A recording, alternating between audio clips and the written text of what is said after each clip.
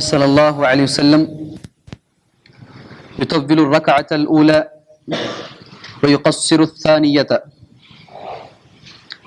نبی کریم صلی اللہ علیہ وسلم پہلی رکعت کو لمبی پڑھاتے تھے اور دوسری رکعت کو آپ تھوڑی کم پڑھایا کرتے تھے. حدیث تھوڑی لمبی ہے جو روشنی کے نہ ہونے کی بنیاد پر بس ایک ٹکڑا پڑھ کر کے باقی باتیں انشاءاللہ ایسے ہی بتائی جائیں گی. حاضرین، حدیث صحیح ہے، راوی کا نام بھی نظر نہیں آ رہا ہے، اس لیے جو ہے میں انشاءاللہ نام بتاؤں گا آپ کو. کل آپ نے ایک بات سنی تھی نماز کے تعلق سے، کیا قرآن مجید کو دیکھ کر نماز کے اندر پڑھ سکتے ہیں؟ اس کے اندر دو باتیں آپ نے سنی. ایک تو حضرت عائشہ رضی اللہ تعالیٰ عنہ کے غلام، جو صحیح بخاری کے اندر حدیث کے نمبر کے ساتھ میں نے آپ سے کہا کہ حضرت عائشہ رضی اللہ تعالیٰ عنہ کو نماز پڑھایا کرتے تھے، نماز کے اندر قرآن مجید کو دیکھ کر پڑھا کرتے تھے. اس سے دلیل لیتے ہیں کہ قرآن مجید کو نماز میں دیکھ کر پڑھ سکتے ہیں. رہی بات اللہ کے نبی صلی اللہ علیہ وسلم نے آپ کے غلام جس کا نام افلح ہے، اس کو آپ نے کنکری ہٹانے سے جو منع کیا تھا، اور اگر ہٹانا بھی ہے نماز کے اندر تو صرف ایک مرتبہ ہٹانے کا جو آپ نے حکم دیا تھا، اس کے لیے دلیل پیش کرتے ہیں کہ اللہ کے نبی صلی اللہ علیہ وسلم نماز پڑھاتے تھے، اور نماز کے اندر آپ صلی اللہ علیہ وسلم، آپ کی جو سب سے بڑی صاحبزادی ہیں، آپ صلی اللہ علیہ وسلم کی سب سے بڑی بیٹی حضرت زینب رضی اللہ تعالیٰ عنہ، ان کی بیٹی یعنی آپ کی نواسی کو آپ جو ہے نماز کی حالت میں اٹھائے ہوئے رکھتے تھے.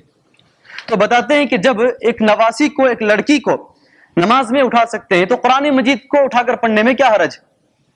یہ دو دلیلیں پیش کر کے قرآن مجید کو نماز میں دیکھ کر پڑھنے کے سلسلے میں بتاتے ہیں. ایک بات بیچ میں اس سے کاٹ کر آپ کو بتا دوں، میں اللہ کے نبی صلی اللہ علیہ وسلم کے زمانے میں نماز عشاء اور نماز فجر تاریکی ہی میں پڑھی جاتی تھی. وہ زمانے میں الحمدللہ آپ جانتے ہیں آج کی طرح روشنی کا انتظام اور آج کی طرح پنکھوں اور فین کا انتظام نہیں تھا. نمازیں اسی صورت میں پڑھی جاتی تھی.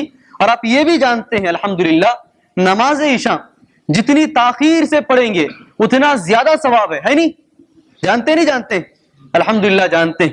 اور یہ بھی جانتے ہیں کہ عرب کی جو گرمی ہے اور اس وقت کی گرمی جب اللہ کے نبی صلی اللہ علیہ وسلم موجود تھے، وہ گرمی جس میں کہا گیا رمضان کو رمضان کا نام ملا، رمضان کو اسی گرمی کی وجہ سے رمضان کا نام ملا جس میں جو ہے اونٹ کے بچوں کے پیر جلن کی وجہ سے جو ہے زمین سے اڑ جاتے تھے، بچے جو ہے اونٹ کے بچے زمین پر پیر نہیں رکھتے تھے. ایسی گرمی کے عالم میں اللہ کے نبی صلی اللہ علیہ وسلم مسجد نبوی جس کی چھت، یعنی یہ چھت آپ آرام سے کہہ سکتے ہیں 3.5 میٹر یہ چھت ہوگی، آرام سے اس سے بڑی ہوگی. وہ چھت اگر اونچے اڑ جائیں، ہاتھ اٹھائیں تو ہاتھ لگ جاتا ہے. ایسی مسجد نبوی اللہ کے نبی صلی اللہ علیہ وسلم نے بنائی تھی، اس میں آپ نماز پڑھتے تھے. آپ صلی اللہ علیہ وسلم نماز پڑھتے تھے، گرمی بھی ہوتی تھی، تاریکی بھی رہتی تھی، پنکھے کا انتظام بھی نہیں رہتا تھا، لیکن آپ کی نمازوں کے اندر ایک چیز ضرور رہتی تھی. کیا رہتی تھی؟ خشوع خضوع رہتا تھا. ہماری طرح گچ کی زمین بھی نہیں، قالین بھی نہیں، کچھ بھی نہیں. نیچے جو ہے اللہ کے رسول صلی اللہ علیہ وسلم کے بارے میں آتا ہے جب بارش پڑتا تھا، جب سجدہ کرتے تھے ہمارے نبی صلی اللہ علیہ وسلم، پیشانی پر چیکڑ لگا ہوا رہتا تھا.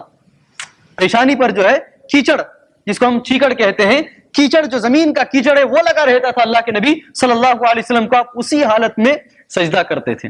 وہ مسجد اللہ کے نبی صلی اللہ علیہ وسلم کی تھی. نہ فرش ٹھیک ہے، نہ دیواریں ٹھیک ہیں، کھجور کی پتیوں سے بنی ہوئی چھت. مسجد کی ایک جھلک ہمیں مل رہی ہے، ایک جھلک، مکمل مسجد نہیں، ایک جھلک ہمیں مل رہی ہے. اپنے آپ کے اندر اللہ کا ڈر لے کر کے آ جائیں، انشاءاللہ ہم کو زیادہ ثواب ملے گا.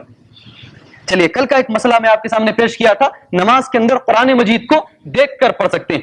آج جو حدیث میں نے آپ کے سامنے پڑھی، ابھی میں نے کہا کہ عن ابی قتادہ رضی اللہ تعالیٰ عنہ، حضرت ابو قتادہ رضی اللہ تعالیٰ عنہ اس حدیث کے راوی ہیں، کہتے ہیں ان النبی صلی اللہ علیہ وسلم كان يقرأ في الركعتين الاوليين من صلاة الظهر بفاتحة الكتاب وسورتين يطول في الاولى ويقصر في الثانية. آخری حدیث لمبی ہے، رواہ البخاری، امام بخاری رحمۃ اللہ علیہ اس حدیث کے راوی. حدیث کا یہ معنی ہے، ابو قتادہ رضی اللہ تعالیٰ عنہ کہتے ہیں اللہ کے نبی صلی اللہ علیہ وسلم پہلی 2 رکعتوں میں ظہر کی نماز کے اندر سورہ فاتحہ اور دوسری سورتیں پڑھتے تھے. اور آپ کا یہ معمول تھا وَكَانَ يُطَوِّلُ فِي الْأُولَى، آپ پہلی رکعت لمبی پڑھاتے تھے، وَيُقَصِّرُ فِي الثَّانِيَةِ، اور دوسری رکعت تقصیر مختصر پڑھاتے تھے، وَيُسْمِعُ الْآيَةَ أَحْيَانًا، اور جو نمازیں سری پڑھنے کی ہیں، سری بولے تو हाँ, खामोशी से कौन कौन सी हैं? 4 हैं, 5 हैं नमाजें? 2 हैं। जो नमाजें खामोशी से पढ़ने की हैं, ज़ोहर और असर की नमाजें, उन नमाजों में भी एक एक आयत जोर से पढ़ देते आप। सुनो, ये हदीस है, एक एक आयत जोर से पढ़ देते। जो इमाम है उस इमाम को चाहिए कि इस हदीस पर अमल करे। ज़ोहर में नमाज पढ़ा रहा हो तो कभी जोर से पढ़ दे एक आयत बता दे पीछे वालों को कि वो कुरान पढ़ रहा है। अल्लाह के नबी सल्लल्लाहु अलैहि वसल्लम का ये मामूल था। वकान यक़रउ फिल असर बिफातिहतिल किताब व सूरतैन वकान युतव्विलु फिल ऊला व युक़स्सिरु फित तानियति वकान युतव्विलु फि रकअतिल ऊला मिन सलातिस सुबह व युक़स्सिरु फित तानियति। बहरहाल हर नमाज में सुबह की नमाज का तज़किरा आया, ज़ोहर की नमाज का तज़किरा आया, असर की नमाज का तज़किरा आया। अलगर्ज़ सारी नमाजों में अल्लाह के नबी सल्लल्लाहु अलैहि वसल्लम का मामूल हुआ करता था, पहली रकअत आप सल्लल्लाहु अलैहि वसल्लम की जरा लंबी होती थी। अल्लाह के नबी सल्लल्लाहु अलैहि वसल्लम की पहली रकअत लंबी होती थी और दूसरी रकअत जो है वो जरा मुख्तसर हुआ करती थी। एक सवाल, पहली रकअत लंबी क्यों होती थी? पहली रकअत लंबी क्यों होती थी अल्लाह के नबी सल्लल्लाहु अलैहि वसल्लम की? जी जी, अल्हम्दुलिल्लाह अल्हम्दुलिल्लाह। आप सल्लल्लाहु अलैहि वसल्लम ताकि हर आदमी को मुकम्मल नमाज मिले, हर आदमी को जो भी आने वाला है उसको मुकम्मल नमाज मिले, इसलिए अल्लाह के नबी सल्लल्लाहु अलैहि वसल्लम पहली रकअत लंबी किया करते थे। क्योंकि इमाम की जिम्मेदारी है कि इमाम मुक्तदियों का ख्याल रखे। इमाम की जिम्मेदारी है। बहुत सारे लोगों को एतराजात, क्या मौलवी साहब लंबी नमाज, पहली रकअत देखे तो इतनी लंबी पढ़ाती, दूसरी रकअत देखे तो इन्ना आती ना कल को सर।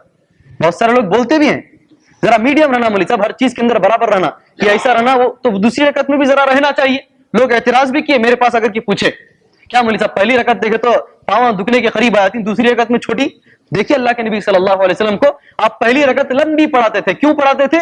तुम्हारा ख्याल करके, कहीं तुम आने वाले लोग वजू की हाजत हो सकती है या कज़ाए हाजत की जरूरत पड़ सकती है, इस्तिंजा की जरूरत पड़ सकती है, चले गए हो, आए तो पहली रकअत मिल जाए, ये सुन्नत का तरीका है, ऐसा पढ़ना चाहिए। चलिए कुछ और एक और हदीस पढ़कर आज की बात को खत्म कर देंगे। कुरान मजीद में कुछ सूरतें, उन सूरतों के आयतों पर जवाब देना साबित है, हदीस के अंदर साबित है। वो कौन कौन सी बात है? सबसे पहले अल्लाह के नबी सल्लल्लाहु अलैहि वसल्लम की हदीस है, अन इब्न अब्बास रज़ियल्लाहु तआला अन्हुमा अन्न नबी सल्लल्लाहु अलैहि वसल्लम काना इज़ा क़रा सब्बिह इस्म रब्बिकल आला क़ाला सुब्हान रब्बियल आला। जितनी भी बातें हो रही क़िरात के बारे में हो रही, इमाम साहब जब खड़ के पढ़ते हैं सूरह फातिहा के बारे में खत्म हो चुकी हैं बातें, क़िरात के बारे में कैसे क़िरात पढ़नी चाहिए, जिसको बिल्कुल कुरान नहीं पढ़ना आता वो क्या पढ़े, सारी बातें अल्हम्दुलिल्लाह एक एक करके आ रही हैं। जब आमीन यानी इमाम जब कुछ सूरतें पढ़े तो उन सूरतों का जवाब हदीस में साबित। हमारे अहले हदीस कुछ भाई ऐसे हैं जो बिल्कुल हर जवाब को नहीं है बोलकर बोल देते। पहली नजर में पहली ही बार जाकर के कोई पूछा जाए मौलवी साहब सब्बिह इस्म रब्बिकल आला हम पढ़ते हैं तो क्या पढ़े? नहीं जी वो सब साबित नहीं, सब ज़ईफ हदीस हटा लो। मौलवी साहब अभी जो आयतें मैंने आपके सामने दूसरी रकअत में पढ़ी, क्या पढ़ी दूसरी रकअत में? कौन सी आयत कोई बता सकता है? अली सल्लल्लाहु बिज़ालिक, अली सल्लल्लाहु यानी दूसरी रकअत में जो आखिरी आयत जो मैंने पढ़ी जी, आखिरी आयत नहीं, आखिरी लफ्ज है, वो आखिरी लफ्ज है। तो सूरह क़ियामा की आखिरी आयत कौन सी है? वो सूरह क़ियामा की आखिरी आयत दूसरी रकअत में मैंने आपके सामने पढ़ी, वो आयत करीमा। और सब्बिह इस्म रब्बिकल आला ये आयत करीमा, ये याद रखें।